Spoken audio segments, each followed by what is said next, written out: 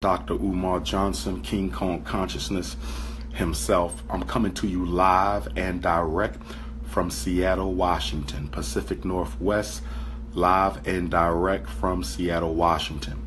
Dr. Umar Johnson will be speaking here in Seattle today.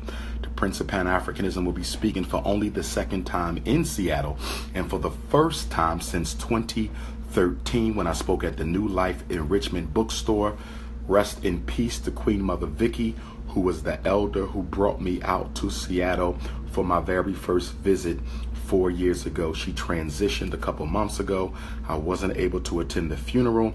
She was cremated, so I cannot visit the grave. But I want to send peace and blessings to her family, peace and blessings to her. It was an honor to have met her, Queen Mother Vicky, who was the first person to bring me to Seattle. So today I'm back. Looking forward to meeting the brothers and sisters, a lot of whom I will meet for the very first time. As my first visit to Seattle 4 years ago, the bookstore wasn't large enough to accommodate everyone. So a lot of brothers and sisters could not make it inside. So I'm really going to be meeting the Seattle community in many respects for the first time today. We will be at the Goodwill Missionary Baptist Church. The Goodwill Missionary Baptist Church is a black church here in Seattle today, 126 15th Avenue, 126 15th Avenue in Seattle. The doors open up at 4, and the opening acts followed by Dr. Umar Johnson will begin at 6 p.m. sharp, and then there will be a book signing to follow. This is possibly the first time that my book, Psychoacademic Holocaust, has come to the state of Washington. I may have had copies in 2013. I cannot remember, as the book was just released then.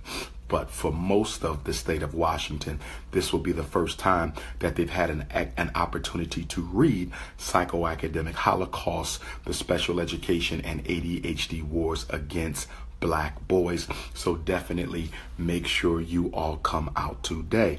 You still have a few minutes to get your tickets online.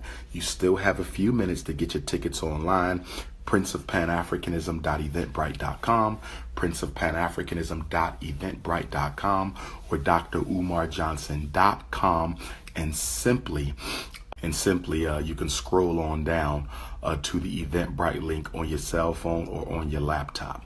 Okay, today is Juneteenth. If we count from 1863, where some brothers and sisters counted from, this is the 154th Juneteenth celebration.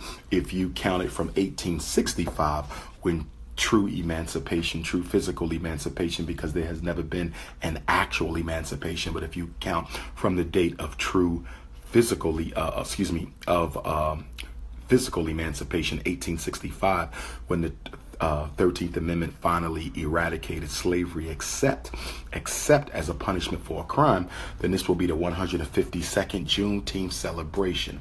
Okay, as we all learned yesterday or the day before, I had spoken in Minneapolis, Minnesota, the Twin Cities. Our good brother, rest in peace, Brother Philando Castile, was murdered in one of those Twin Cities, St. Paul. The trial was going on amidst my visit to Minneapolis, and right after I left Minneapolis, we got the so sad news that the Latino officer that murdered Philando Castile in cold blood was acquitted of not one charge, not acquitted of 2 charges. He was acquitted of all the charges. And I am not surprised at this, because if we look at the precedent that we as Black America set under the presidential administration of one Barack Obama, if you look at the precedent that we as Black America set for white police under the administration of Barack Obama, it only makes sense that that precedent will continue under the administration of President Donald Trump. What do I mean by precedent? I mean that Black America's love for Obama was greater than its love for its own children and community.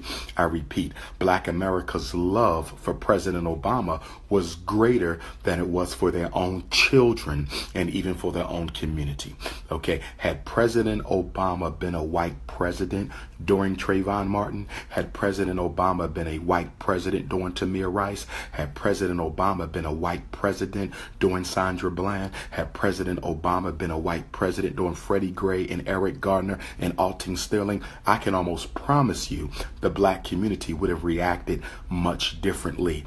Only our children, predominantly it was our children who took to the streets in the Michael Brown situation and the Freddie Gray. It was the youth that said we had had enough. But working class Black America, middle class Black America, upper class Black America, you stayed as far away from any street protests related to the police genocide of Black people as you possibly could. Part of it was due to your love for Obama. You wanted him to be comfortable and you didn't mind letting your children die so he could have that comfort. I repeat, you wanted President Obama to be comfortable and you didn't mind having your children die so your president could be comfortable. So a lot of this is our fault, you know, and it's ironic that we're having this conversation now, and it's not going to be a long conversation because I have to get over to the church. But on my way here yesterday to Seattle, I started reading a very good book, and that book is right here. It's called The Deacons for Defense. It's a pretty good book. Some of you guys remember the Deacons for Defense, who predated the Black Panther Party. In organizing and standing up in opposition to the nonviolent doctrine of the 1960s mainstream civil rights movement. It's called The Deacons for Defense, Armed Resistance in the Civil Rights Movement. The Deacons for Defense, Armed Resistance in the Civil Rights Movement. The Deacons for Defense, Armed Resistance in the Civil Rights Movement. This is a very good book to read, not just to learn about the Deacons, but to understand the politics of violence and nonviolence as it results to achieving your ends. I totally agree with our ancestor Stokely Carmichael, the late Kwame Ture, who said violence versus nonviolence must be a tactic. Violence versus nonviolence must be a tactic. And the Deacons of Defense, they disagreed with Dr. King, they disagreed with SNCC, they disagreed with CORE, and they decided that we're going to arm ourselves and we're going to defend ourselves against racist police, Ku Klux Klans, white citizen councils, and other organizations dedicated to taking down Black life. And when you study the civil rights movement, you are often given a false narrative that everyone who participated in the civil rights struggle believed in nonviolence. Nothing could be further from the truth. Even the good Reverend Dr. Martin Luther King Jr., even the good Reverend Dr. Martin Luther King Jr. Didn't really agree with nonviolence. In fact, one of the civil rights members took issue with Dr. King upon visiting his office, only to find that Dr. King had an arsenal of weapons. I'm going to say it again. The good Reverend Dr. Martin Luther King Jr. had an arsenal of weapons because even he anticipated that the nonviolent approach to justice would ultimately break down. But the Deacons for Defense, brothers and sisters, because we get this narrative that when you have to stand up and defend your life, it always ends disastrously for the Black community. That's not true. The Deacons for Defense stood toe-to-toe with the Ku Klux Klan. The Deacons for Defense stood toe-to-toe with the white police. They had shootouts, and it was because they were willing to die. Okay? It was because the deacons were willing to die that they were allowed to live. I'm going to say it again. It was because the deacons were willing to die that they were allowed to live. I'm going to say it one more time. If you study the history of the Deacons for Defense, it was because they were willing to die that they were allowed to live. So what are you saying, Dr. Johnson? What exactly are you telling us on this 152nd anniversary of Juneteenth? I'm saying that in 2 years, we're going to be celebrating 400 years in America. We know what we got to do. We know what we got to do. The nonviolent approach to dealing with police genocide and racism in America has never benefited us. Everything we've gotten through calculated, strategic, well thought out, tactical, physical resistance. Everything we got. We got out of slavery through that tactical, strategical, physical resistance. We got civil rights through that tactical, strategic, physical resistance. I'm saying here and now that I believe with all my heart that there will never be a change in the police genocide against black people, that more black women will die, more black men will die, more black children will die until there is a serious altercation that takes place between the black community and the American police force. I do not believe you can march this problem away. I do not believe you can vote this problem away. I do not believe you can pray this problem away. I don't believe you can protest this problem away. I don't believe you can vote this problem away. If you look at our history,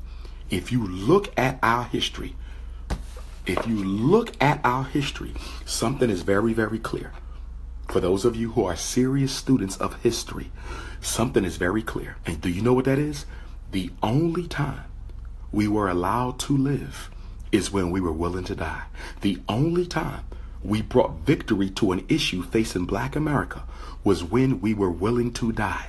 It doesn't mean you have to die, but it does mean that you are willing to die. And I don't use death in a very frivolous way. I don't talk about violence in a very frivolous way, because I know African people haven't been the victims of so much violence. We're so quick to want to fight somebody because of our own internal pain. So I am extremely responsible with my language. But I repeat, you can't vote it away. You can't pray it away. You can't protest it away. You can't march it away. Okay, you're going to have to stand up and you are going to have to engage your oppressor. Now, how that happens and when that happens and where that happens, that's not a conversation for YouTube. But what I do know is that a catastrophe of significant proportions, a disastrous meeting of opposite forces, a clash is going to happen in order for the world community to demand that the United States of America deal with her ugly racial problem. Until an atmosphere of complete and utter disregard for the opposite side and their safety has been created. Until black America is so pissed off and tired and non-complacent about police genocide in this country, until we get there, because we're not there yet. We're still comfortable because we can watch the NBA finals. We're still comfortable because we can buy a Mercedes Benz. We're still comfortable because we can get a master's degree and a doctorate degree. We're still comfortable we can live in the suburbs. We're still comfortable we can get our weaves done and we can date white girls and we can wear Timbs and we can wear Jordans and we can put rims on our car. We're not uncomfortable yet. Not as uncomfortable as we claim to be. There's pockets of uncomfortability. But as a race, 50 million strong, we have not reached that psychological apex that demands results. We have not yet gotten to the point where we're not ready to breathe another second of air until there is absolute justice. We're not there yet. Okay, we're not there yet. So let's not fooling ourselves. In the Hotep community, you're not there yet either, because all you want to do is make a dollar, most of you. We're not there yet.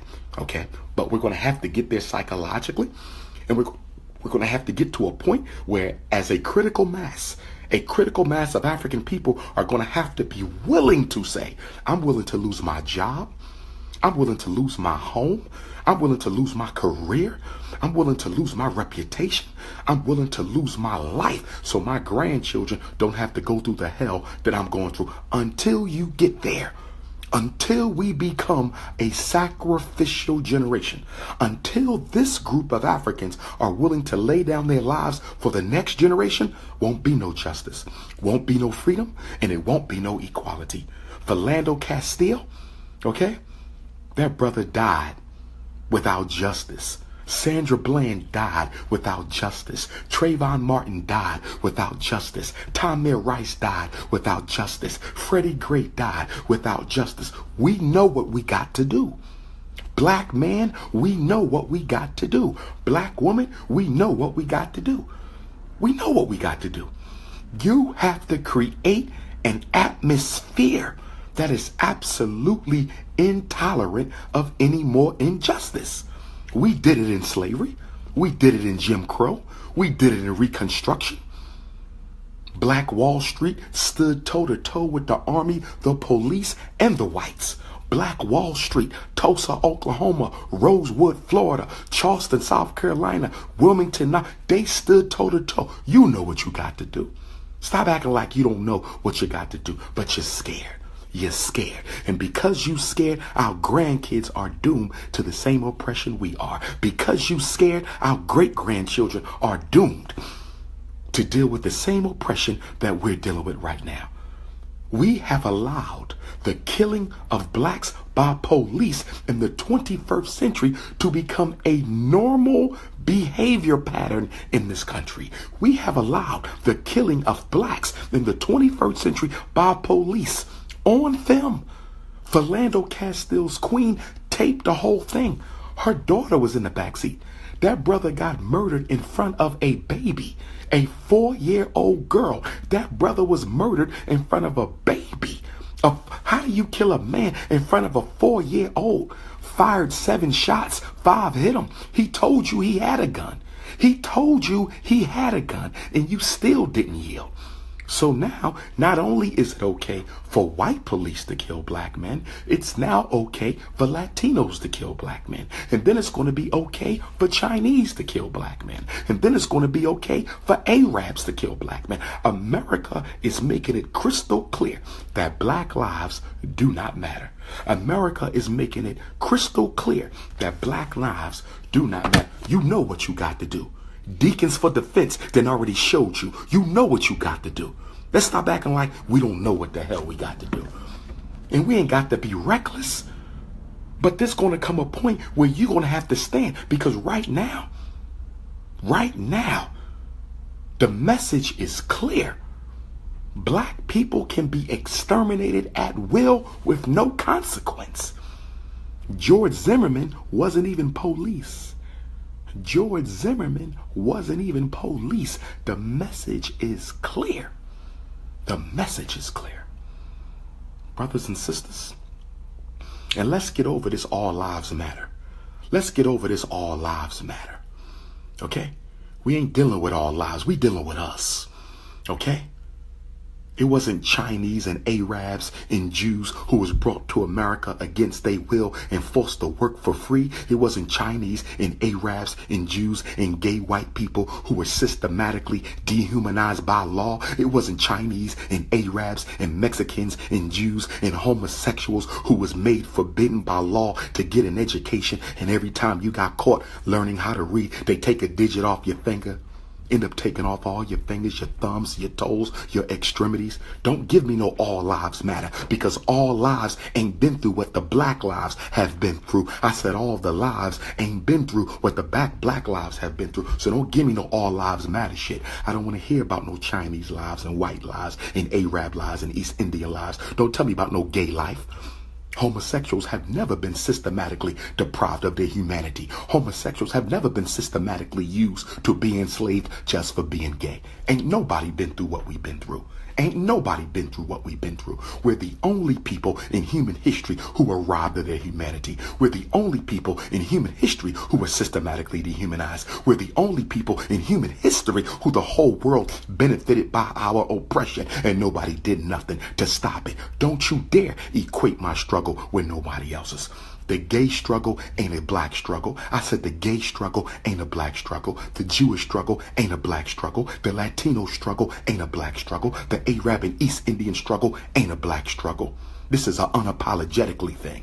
This is an unapologetically African movement, and anyone who tries to infiltrate it, co-opt this, or try to equate black struggle with their struggle will have it rejected. Stop being scared to be black. Stop being scared to be black. Stop being scared to be black. Yeah, Bill Cosby wasn't acquitted. It was a hung jury. Bill Cosby wasn't acquitted. It was a hung jury. Bill Cosby wasn't acquitted. It was a hung jury. And the reason it was a mistrial, okay, is because there was a couple strong black folks on that jury who was going to see the elder at 80 years old get his life taken. Hold on.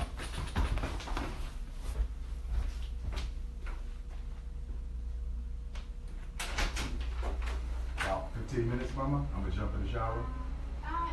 It's okay. It's okay? Okay, okay.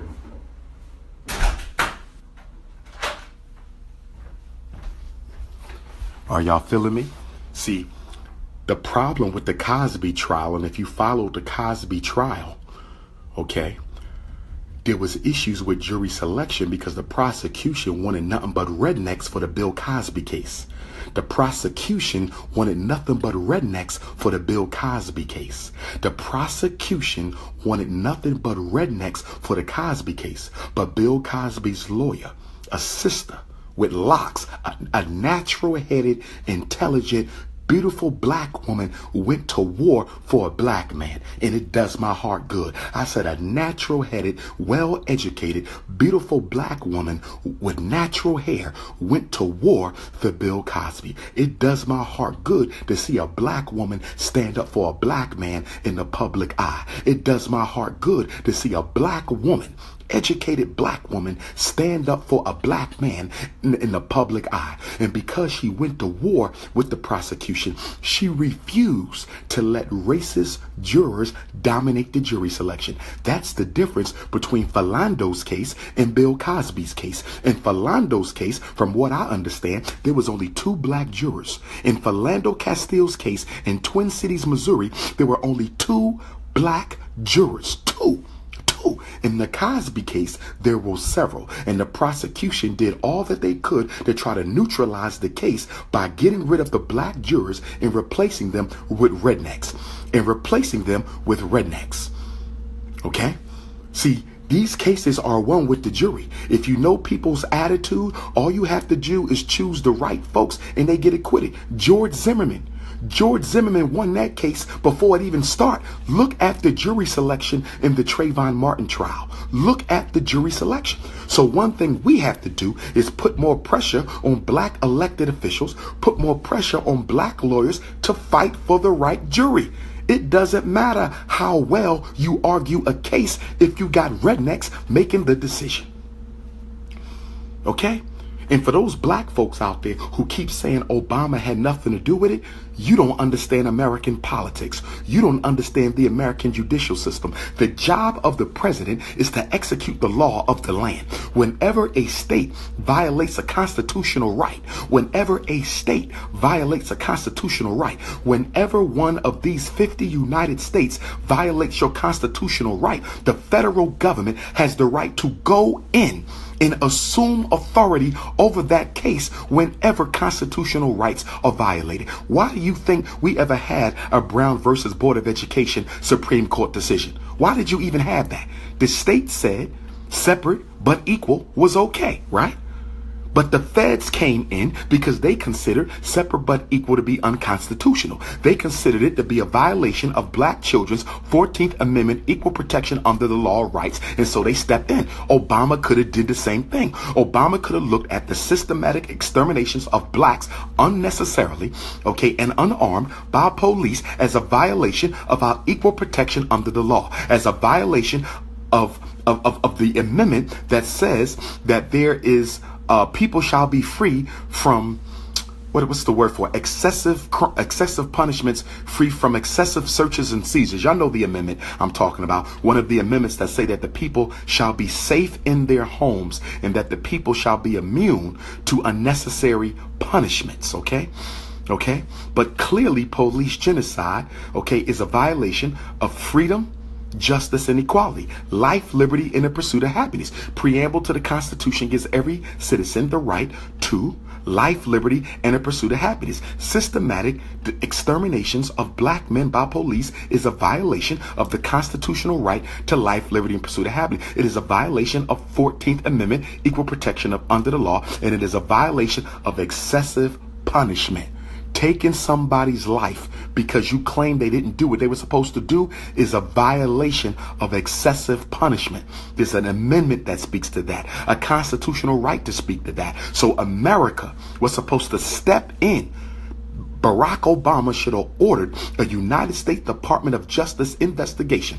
President Barack Obama should have ordered a United States Department of Justice investigation into the systematic killings of blacks by police all across this country as a violation of 4th Amendment, 14th Amendment, and other protected constitutional rights.